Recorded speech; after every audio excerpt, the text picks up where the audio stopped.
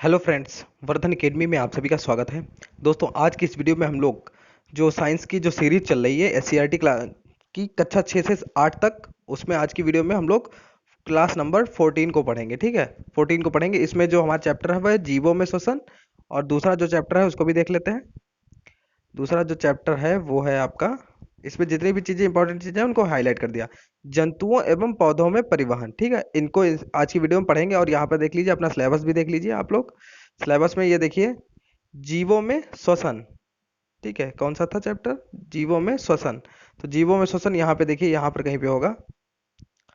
यहाँ पर देखिए, जंतुओं में पोषण, जीवों में श्वसन। ठीक है, और जंतुओं में, पौधों में परिवर्तन और अनुकूलन। जीवों से मतलब वही सब सारी चीजें इसमें दी गई हैं। ठीक है, परिवहन और वो सारी चीजें यहाँ पे दी गई हैं। तो चलिए इसको देख लेते हैं और किस तरीके से प्रश्न आज की वीडियो में पूछे गए हैं, पूछे जा सकते हैं, वो सारी चीजों को हम लोग देखेंगे। सबसे पहले देखते हैं पहले चैप्टर को। इसमें देखिए श्वसन क्या है वो तो आपको नॉर्मली पता है। अब श्वसन दर दर के बारे में यहाँ पे लिखा है कि सामान्य स्थित विरामावस्था में व्यक्ति औसतन 1 मिनट में 15 से 18 बार सांस लेता है एवं छोड़ता है।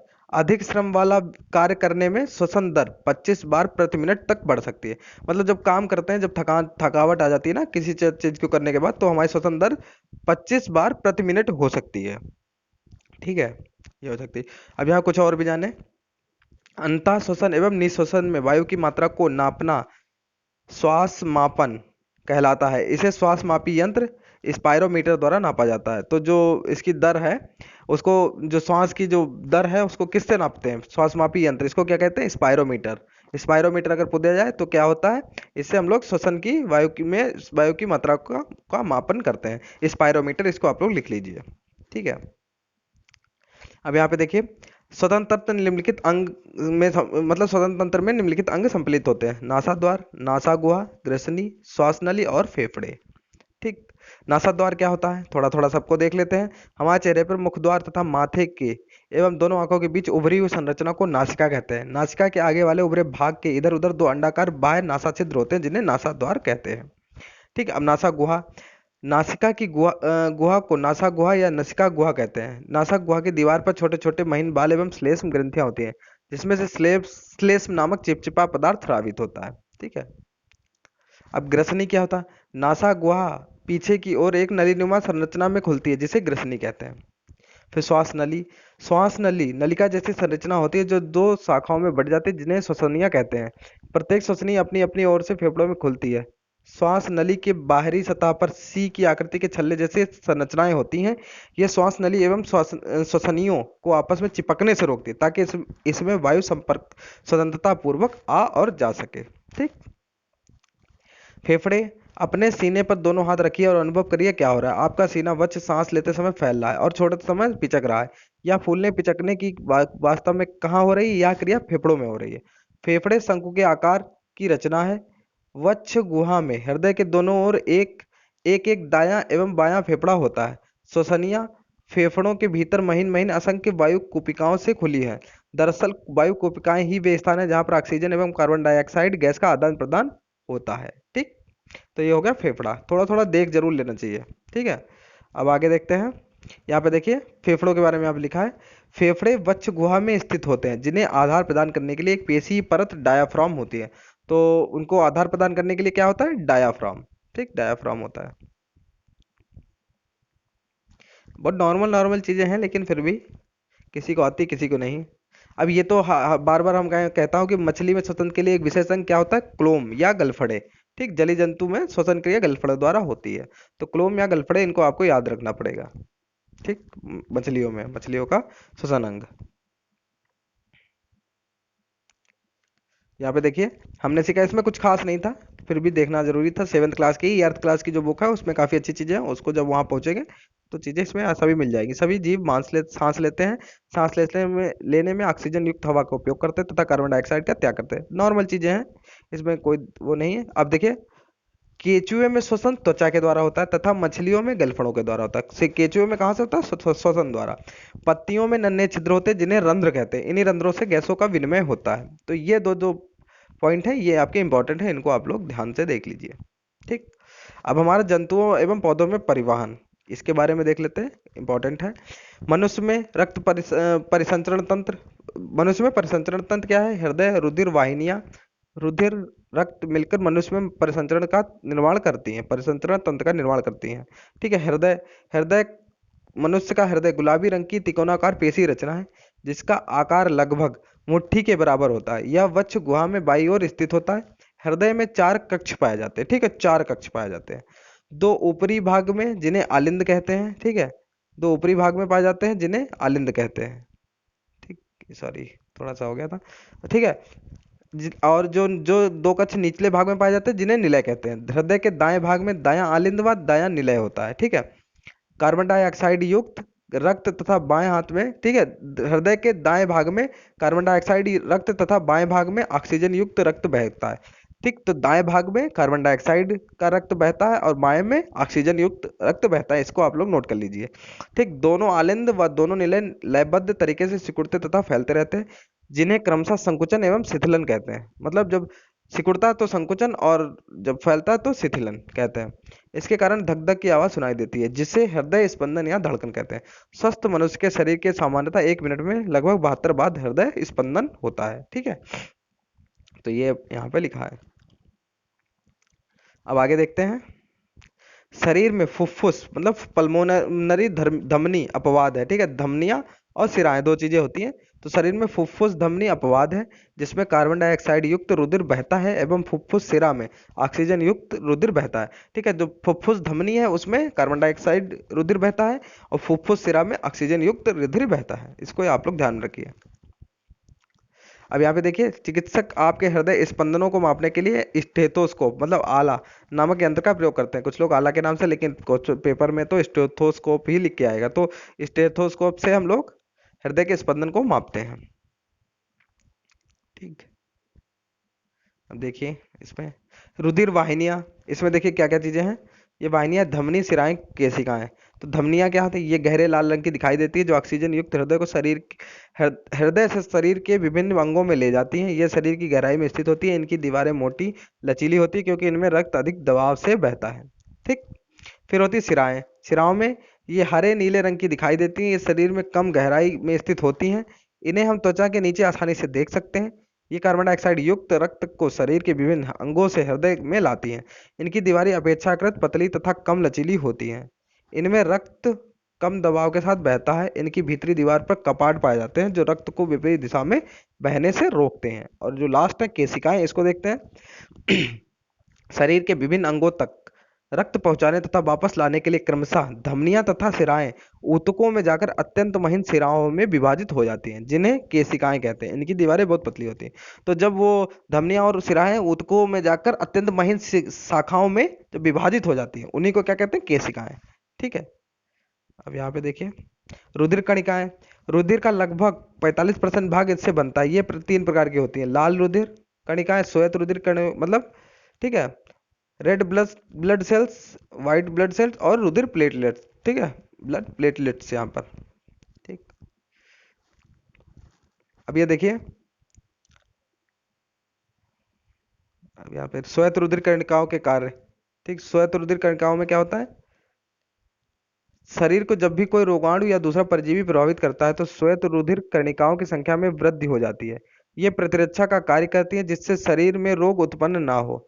श्वेत रुधिर कणिका शरीर में अशक्त तथा टूटी हुई कोशिकाओं का भक्षण कर रुधिर की सफाई करती हैं। ठीक है, तो इनका कार्य क्या है? टूटी हुई कोशिकाओं का भक्षण कर रुधिर की सफाई, रुधिर की सफाई करना कार्य है श्वेत रुधिर कणिका का। रुधिर प्लेटलेट्स का देख लेते हैं। ठीक है, इसका रुधिर प्लेटलेट्स आकार में बहुत छोटी केंद्रक विहीन द्विउतली प्लेट नुमा होती हैं। 1 घन मिलीमीटर रक्त में इनकी संख्या लगभग 2 लाख से 5 लाख तक होती है। इनका जीवन काल 8 से 10 दिन का होता है। इनका जो जीवन काल होता है वो 8 से 10 दिन का होता है। ठीक, रुधिर प्लेटलेट्स के कार्य क्या है? रुधिर प्लेटलेट्स रुधिर का थक्का बनाने में सहायता करती है जो चोट लगने के कारण लगातार होने वाले रुधिर बहाव को नियंत्रित करने में सहायक होता है। मतलब प्लेटलेट्स है, अगर वो आपकी गिर जाएंगी तो आपका जो, अगर जैसे ब्लड बह रहा है तो वो रुकेगा नहीं, और जब प्लेटलेट्स बिल्कुल सही होती हैं तो उसमें रुधिर का बहाव है वो नियंत्रित हो जाता है अपने आप। ठीक है, रक्त का थक्का जमने के कारण। कुछ यहाँ पे और जानिए, यहाँ पे लिखा है पुरुषों के 1 घन मिलीमीटर रक्त में आरबीसी की संख्या 55 लाख तथा स्त्रियों में 45 लाख से 50 लाख होती है। मनुष्य के 1 घन मिलीमीटर में डब्ल्यूबीसी मतलब व्हाइट ब्लड सेल श्वेत रुधिर कणिकाओं की संख्या 50 से 5000 से 9000 तक होती है। ऊंट के रुधिर में लाल रुधिर कणिकाएं अंडाकार तथा केंद्रक युक्त होती हैं। डेंगू रोग का नाम आजकल काफी चर्चित हो, जो विदेश विदेश विशेष जाति के मच्छर के काटने से होता है। प्लेटलेट्स की संख्या इस रोग में कम होने लगती है। इसकी संख्या की जानकारी से इस रोग का पता लगता है। ठीक है। रुधिर प्लाज्मा क्या होता है? प्लाज्मा अभी कोरोना काल में काफी प्लाज्मा थेरेपी काफी फेमस हुई है, तो प्लाज्मा को इसको देख लीजिए। यह हल्का पीला साफ चिपचिपा तथा पारदर्शी तरल पदार्थ होता है। यह रुधिर का लगभग 55 से 60% भाग होता है। सामान्य रूप में इसमें 90% जल तथा 10% अकार्बनिक एवं कार्बनिक पदार्थ होते हैं। अकार्बनिक क्षारीय लवणों के कारण रुधिर प्लाज्मा क्षारीय होता है। ठीक है। कार्बनिक पदार्थों में प्रोटीन्स, ग्लूकोज, वसा, अम्ल तथा हार्मोन्स विद्यमान होते हैं। आपने जाना कि रुधिर जो कि लाल रंग का बहता हुआ एक तरल पदार्थ दिखाई देता है, उसमें भी कोशिकाएं होती हैं। अतः यह एक संयोजी ऊतक है जो विभिन्न पदार्थों का पूरे शरीर में परिवहन करता है। ठीक, तो रुधिर रुधिर प्लाज्मा यहाँ पे क्लियर हो गया। रुधिर का जमना तथा इसके लाभ। ठीक, शरीर के किसी भी अंग के कट जाने पर रुधिर बहने लगता है। इसका क्या कारण है? रक्त नलिकाओं के कट जाने से रुधिर बहकर बाहर निकलने लगता है। बहता रक्त थोड़े समय बाद गाढ़ा होने लगता है और अंत में एक परत की तरह कटे स्थान के ऊपर जम जाता है। परंतु दुर्घटनाओं की स्थिति में जब रक्त का बहाव ज्यादा होता है तब रुधिर जमने की प्रक्रिया नहीं हो पाती, जिससे निरंतर रक्त बहने की स्थिति में मृत्यु की संभावना बढ़ जाती है।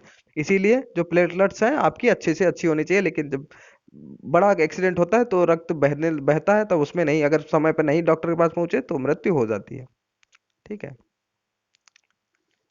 ठीक है। रुधिर वर्ग शरीर में रक्त की कमी होने पर घायल ऑपरेशन के समय डॉक्टर क्या करता है? ठीक है, तो क्या करते हैं वो चढ़ाते हैं इसको। ठीक है। अब देखिए इस समय इस संबंध में सबसे पहले कॉल लैंड स्टीनर नामक वैज्ञानिक की खोज के फलस्वरूप पता चला कि रुधिर देने वाले तथा लेने वाले व्यक्ति का रक्त वर्ग समान होना चाहिए। तो ये किसने सबसे पहले पता लगाया था? कार्ल लैंड स्टीनर ने। ठीक है। रुधिर रुधिर वर्ग, ठीक है, इसका पता। ठीक है।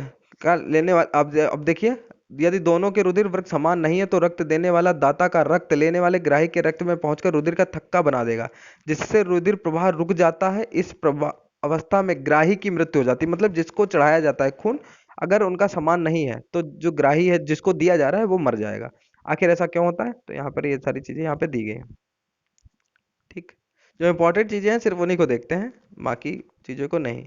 अब देखिए कि जो आपका ब्लड बैंक होता है उसमें जो रुधिर आपका रखा जाता है वो कितनी टेम्परेचर पे रखा जाता है? 4.5 डिग्री सेल्सियस या 40 डिग्री फ़ारेनहाइट के पर कांच की या प्लास्टिक की वायुरुद्ध वायु, जिसमें वायु ना जा सके, वायुरुद्ध बोतलों में सुरक्षित रखा जाता है। ठीक है, तो ये 30 दिन तक आपका सुरक्षित रह सकता है। इस तरीके से यहाँ पे ये भी एक क्वेश्चन बन सकता है। ठीक है। अब यहाँ पे देखिए, शरीर में रुधिर की कमी से एनीमिया नामक रोग हो जाता है। ठीक है, एनीमिया नामक रोग हो जाता है, ये लगभग लोगों को पता ही होगा। रुधिर वर्ग ओ सर्वदाता तथा रुधिर वर्ग ए बी सर्वग्राही रुधिर है। रुधिर आदान के लिए समवर्गीय व्यक्तियों का चयन करना चाहिए। ठीक है, जो मतलब जिनका वर्ग समान हो, ए वाले ए का दें, बी वाले बी का देंगे, मतलब जो भी समान उसमें है। ठीक, बस यहाँ पर देखिए दोनों चैप्टर में सिर्फ इतनी ही चीजें थी। और ये हमारा जो चैप्टर नंबर था, आपका चैप्टर नंबर था, यहाँ पे देखते हैं, 8वां और 9वां। ठीक है, 8वां 9वां ये दोनों हमारे चैप्टर कंप्लीट हो गए। और 7th क्लास में हमारे टोटल 21 चैप्टर हैं। ठीक है, 21 चैप्टर हैं। तो यहाँ 8वां और 9वां आपका चैप्टर खत्म हो गया। तो आपके पास कितने हैं? लगभग 12 चैप्टर आपके बच्चे, मतलब 6 वीडियो के अंदर आपके कंप्लीट हो जाएंगे। 6 वीडियो मतलब 3 दिन, 3 दिन में आपके कंप्लीट हो जाएंगे। आज 27 की 28 तारीख है, 31 तारीख तक आपके ये कंप्लीट हो जाएंगे। उसके बाद 4 से 5 दिन, वही बात है, 4 से 5 दिन में 5 तारीख तक आपके जो आपका वो है जो एर्थ क्लास की है वो भी आपकी कंप्लीट हो जाएगा। उसके बाद आपको लगभग टॉप 1000 क्वेश्चंस आपको करवा दिए जाएंगे साइंस के। और वो किसी एक बुक से नहीं होंगे। एनसीईआरटी सार संग्रह है, लूसेंट है, आपकी एससीईआरटी है, इसके अलावा जितनी भी मेरे पास बुक्स हैं, ठीक है, जितनी भी बुक्स हैं, और हाँ, घटना चक्र काफी इंपॉर्टेंट बुक है। तो इन सभी से मिला के आपको लगभग 1000 क्वेश्चन करा दूंगा। किसी ने शायद धीरज कुमार भाई हैं, उन्होंने ही मुझसे ये कहा था, शायद उन्हीं ने कहा था, अब मुझे नाम नहीं याद आ रहा। उन्होंने कहा था कि सर अनलिमिटेड कराइए, 1000 की क्या बात है? तो 1000 मैंने इसलिए कहा है कि मैं कोई चीज अगर कह देता हूं तो मैं कोशिश करता हूं कि मैं अपनी बात को पूरी कर दूं उतनी ही डेट में जितनी डेट के लिए मैंने कहा है। जैसे 5 तारीख मैंने यहाँ पे साइंस के लिए कहा है, तो मैं 5 तक इसको कराने के लिए पूरा प्रतिबद्ध हूँ कि मैं कैसे भी करके मुझे 5 तक इसको कंप्लीट करना। तो 1000 मैंने इसीलिए बोला है, 1000 मैंने इसीलिए बोला है कि मैं इतना कर सकता हूँ आसानी से। अब ऐसा नहीं है, हो सकता है 1000 प्लस कर दूं बाद में, लेकिन 1000 तो आपको कराने कराने। कुछ चीजें मैं और भी यहाँ पर मतलब थोड़ी सी अरेंज कर रहा हूँ। कुछ चीजें हो सकता है आप लोगों के लिए 5 तारीख को खुशखबरी कुछ आ जाए, कि आप लोगों के लिए कुछ चीजें मैं आपसे पूछूंगा भी, अगर वो आप लोग चाहेंगे तो वैसा मैं करूंगा आगे, ठीक है। तो मैं, लेकिन मैं पहले इसलिए नहीं बोल रहा हूँ क्योंकि मेरे ऊपर फिर प्रेशर आ जाता है। जब मैं चीजों को संभाल लूंगा, मटेरियल तैयार कर लूंगा अगर, तो मैं आगे करूंगा, नहीं तो अपना मैथ साइंस तो चल ही रहा है, ठीक है। तो दोस्तों, आज की वीडियो में अगर कुछ भी कमी लगी हो तो वो भी बताइए। जैसा भी आप लोगों को लगा है वो हमें जरूर बताया करें, थोड़ा सा कमेंट करने से या लाइक से नहीं, कमेंट आप कर दिया करें। गलत लगे तब भी आप बताएं, ठीक है। लाइक और डिसलाइक तो वो आपकी मर्जी है। सही लगा तो आप लोग मतलब कमेंट जरूर बताइए। अगर खराब भी लगा है तो बताइए, सर यहाँ पे ऐसा है, ये चीज़ कमी है, ऐसा नहीं होना चाहिए, वैसा होना चाहिए। और अच्छा लगा है तो वो भी आप लोग बताइए, ठीक है। तो दोस्तों, आज की वीडियो में सिर्फ इतना ही। मिलते हैं अपनी नेक्स्ट वीडियो में, तब तक के लिए नमस्कार।